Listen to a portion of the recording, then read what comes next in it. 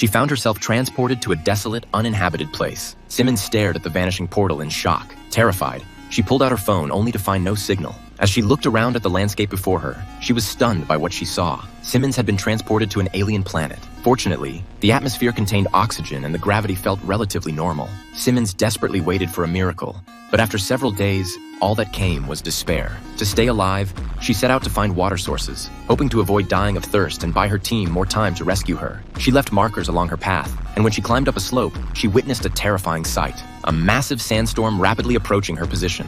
After the sandstorm passed, Simmons miraculously survived. Soon after, she discovered a small pool of water nearby. She rushed to its edge, and not caring whether the water was safe to drink, the dehydrated Simmons drank her fill. She even took a cold bath in the pool later. But as she was enjoying this moment of peace, an alien creature suddenly dragged her underwater. Panicked, Simmons fought desperately to swim back to the edge. The alien creature had wrapped itself tightly around her leg, but her fierce survival instinct kicked in and she managed to reach the shore. She grabbed a rock and smashed it against the creature. In the next moment, she had severed one of the alien's tentacles. Simmons quickly got to her feet and looked at the severed tentacle, a bold plan forming in her mind. She found a branch somewhere and sharpened a stone into a cutting tool. Using her shoelaces, she tied the stone to the branch. Then, armed with this makeshift weapon, she went back into the water. Simmons successfully lured the alien creature out, and as a trained HELD agent, she managed to kill it. She dragged the creature to shore and started a fire by rubbing sticks together. Finally, Simmons had her first meal on the alien planet. Using the pool as her base camp, she began exploring again. Meanwhile, back on Earth, after Simmons disappeared,